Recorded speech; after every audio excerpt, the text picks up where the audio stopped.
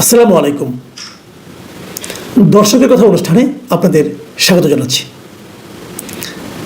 আজকে আমি বিভিন্ন অনুষ্ঠান থেকে যে দর্শকের মতামতগুলো আছে সেখান থেকে নির্বাচিত কিছু মতামত পড়ব এবং এখানে একটা কথা বলে নেই, বেশ কিছু মতামত থাকবে যা নাকি আমার কর্মকাণ্ডকে তাদের মতো করে বিশ্লেষণ করেছেন।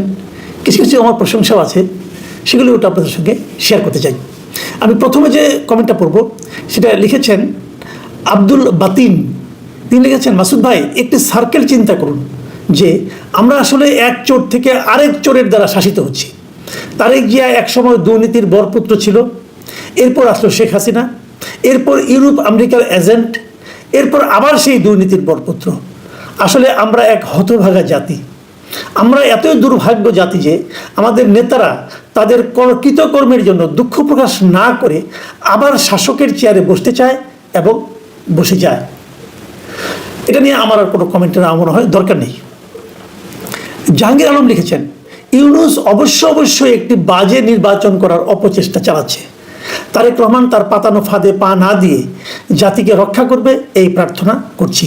মানে উনিটা লিখেছেন আসলে তারেক রহমান সঙ্গে দেখা করার জন্য, বৈঠক করার জন্য যে ডক্টর ইউনূস এই মুহূর্তে ব্রিটেনে আছেন সেটার প্রেক্ষিতে ওনার কি প্রত্যাশা সেটাই বলেছেন। সবুজ খান লিখেছেন, মাসুদ ভাই আপনার ভিডিও আমরা চায়ের দোকানে বসে সবাই মিলে উপভোগ করি। আপনার যুক্তিসঙ্গত কথাগুলো আমরা খুবই পছন্দ করি, ভালোবাসা রইল। নেওয়াজ শরীফ লিখেছেন, আপনার ভিডিওর জন্য অপেক্ষা করে বসে থাকি শ্রদ্ধেয় মাসুদ কামাল ভাই। এই বাংলাদেশে 5 তারিখের পর আপনি একজন যিনি সাধারণ জনগণের কথা বলেন, অসংখ্য ধন্যবাদ আপনাকে। এমডি খলিলুর রহমান লিখেছেন, মাসুদ ভাই আপনি সদর্পে চালিয়ে যান, আপনার প্রতিটি কন্টেন্ট দেশ ও জাতির কল্যাণে নিবেদিত।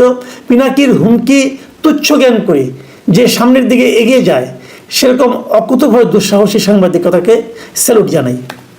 আসাদ জামান লিখেছেন, আসসালামু আলাইকুম। অতীতে দেখছি আপনি বরাবরই আওয়ামী লীগের সমালোচনা করছেন, তখন ভাবতাম হয়তো আপনি বিএনপি করতেন। এখন দেখছি বর্তমান সরকারের আপনি সমালোচনা করেন, মনে হচ্ছে আপনি আওয়ামী লীগের সাপোর্ট করেন। কিন্তু আমি আপনার অনেক কন্টেন্ট শুনেছি এবং আমি দেখলাম যে আপনি আসলে ভয় ভীতিকে ঊর্ধ্বে রেখে এই কাজটি করেন এবং আমি আশা করি হয়তো কাজটি চলমান থাকবে। আপনার এই সর্বদলীয় সমালোচনা আমার কাছে খুবই ভালো লাগে। আপনার জন্য অনেক দোয়া রইল, ভালো থাকবেন। মিলন কবির রিজভি তিনি লিখেছেন, কাকু আপনি আওয়ামী লীগের বিরুদ্ধে বলছেন ঠিক আছে 5 আগস্টের আগে, কিন্তু 5 আগস্টের পর থেকে বিএনপির দালালি করে আসছেন, এটার জবাব চাই।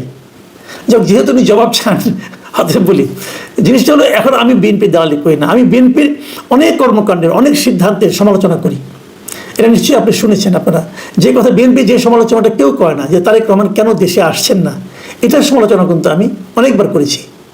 কাজে আমি বিএনপির দালালি করি এভাবে ভাববেন না ভাই।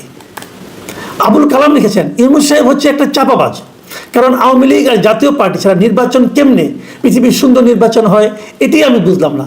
উনি এত চাপা মারে কেন? এখনকার মিডিয়াগুলো শুধু টাকার জোরে ইউনূস সাহেব টাকা দেয়, সেই জন্য মিডিয়াগুলো সত্য খবর প্রকাশ করে না, শুধু ইউনূস সাহেবকে নিয়েই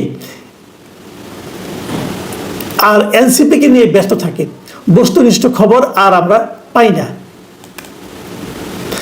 শেখ নজরুল ইসলাম লিখেছেন, ডক্টর ইউনূসের লেজে গোবরে অবস্থা, দ্রুত নির্বাচন দিয়ে তার সরে যাওয়া উচিত। হাসান খান সৈয়দ লিখেছেন, আমরা অপেক্ষায় আছি একটি তামাশা নির্বাচন দেখার জন্য। আহমেদুল্লাহ লিখেছেন, আওয়ামী লীগ ও শরিক দলের 50% ভোট আছে, তাদেরকে বাদ দিয়ে যে নির্বাচন হবে সেই সরকার মেয়াদ পূর্ণ করতে পারবে না, লিখে রাখেন। আমি এটা নিয়ে একটু কথা বলি। দেখুন, আওয়ামী লীগ এবং তার শরিক দলের 50% ভোট আছে কি নাই সেটা কিন্তু অন্য বিতর্ক। আমি ব্যক্তিগতভাবে মনে করি ওনাদের 50% ভোট ভাই নাই। 15 বছর ওনারা যে দুঃশাসন এদেশে পরিচালনা করেছেন, এত ভোট তাদের আছে এটা আমি মনে করি না।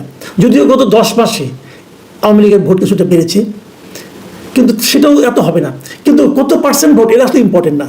গণতন্ত্রের একটা মানুষও গুরুত্বপূর্ণ, একজন সিঙ্গেল মানুষ, তার বক্তব্যটা শোনাও গণতন্ত্রের জন্য অপরিহার্য। কিন্তু যদি নির্বাচনে যেভাবে আপনি যেটা বলছেন যে মানে কাদেরকে বাদ দিয়ে নির্বাচন, তো যদি নির্বাচনে সেই মানুষটাকে আপনি বাদ রাখেন, তাহলে সেই নির্বাচন নিয়ে আসলে আপনার যে হতাশা, আপনার যে আশঙ্কা, সেটা কিন্তু হতে পারে। এবং আগামী সরকার যদি মেয়াদ পূর্ণ করতে না পারে, আপনি বলছেন যে চ্যালেঞ্জ করছেন যে মেয়াদ পূর্ণ করতে পারবে না, লিখে রাখেন। যদি মেয়াদ পূর্ণ করতে না পারে, সেটাও কিন্তু এই জাতির জন্য একটা দুর্ভাগ্যের ব্যাপার হবে।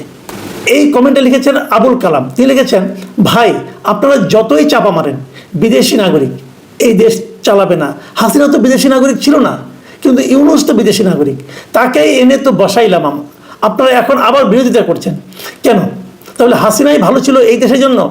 তখন আপনি যে কথাগুলি বলেন এগুলির সঙ্গে কিন্তু এভাবে এটাকে আলোচনা করা যাবে না।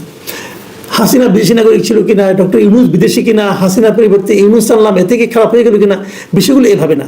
আমি যে কথাটা বলেছি আবার বলি, আমি বলতে চেয়েছি যাদের বিদেশে নাগরিকত্ব আছে অথবা যারা বিদেশে গ্রিন কার্ড হোল্ডার, মানে বিদেশে যে থাকতে পারবেন, কাজ করতে পারবেন, যদি আপনার বিকল্প একটা সংস্থান থাকে, বিকল্প একটা যাওয়ার জায়গা থাকে, তাহলে সেরকম ব্যক্তিকে এই দেশের নীতি নির্ধারণী দায়িত্বে দেওয়া উচিত নয়। এটাই ছিল আমার বক্তব্য। কারণটা হলো এই, তারা যদি দেশের কোনো ক্ষতি করে এবং ক্ষতি করে চলে যায়, যেহেতু তাদের বিদেশে থাকার ব্যবস্থা আছে, বৈধভাবে তারা থাকতে পারবে, অতএব তাদেরকে এনে যে বিচারের আওতায় আনবেন সেটা আপনি পারবেন না। এই জন্যই আমি কথাটা বলেছি। এখানে হাসিনা কিংবা ডক্টর ইউনূস এভাবে তুলনা না করে আমি মনে করি ভালো। এই মন্তব্যটা লিখেছেন ভিলেজ ফিশিং মডার্ন ফিশ, বিশাল একটা নাম। এবং উনি লিখেছেন, কামাল ভাই আমি আপনাকে অপেক্ষাকৃত নির্মোহ মনে হয়, তাহলে আপনার উচিত হবে এই যে সমন্বয়কের বাড়িতে স্নাইপার রাইফেল পাওয়া গেছে তা নিয়ে একটা অনুসন্ধানী বা নিদেন পক্ষে গবেষণামূলক একটা ভিডিও বানান, যাতে সাধারণ মানুষ সত্যিটা জানতে পারে। কারণ মিডিয়া যেভাবে লুকিয়ে রাখার চেষ্টা করছে এটা সত্যিই সন্দেহজনক। আমি ওনাকে বলছি কথাটা যে আসলে কিন্তু এটা খুবই একটা মানে আপনার উদ্বেগজনক কথা। আমরা দেখেছি দুদিন আগে যে আপনার আর্মি সেনাবাহিনী একটা বাড়ি থেকে, যে বাড়িতে নাকি একজন সমন্বয়ক মানে বলা হচ্ছিল, দাবি করছে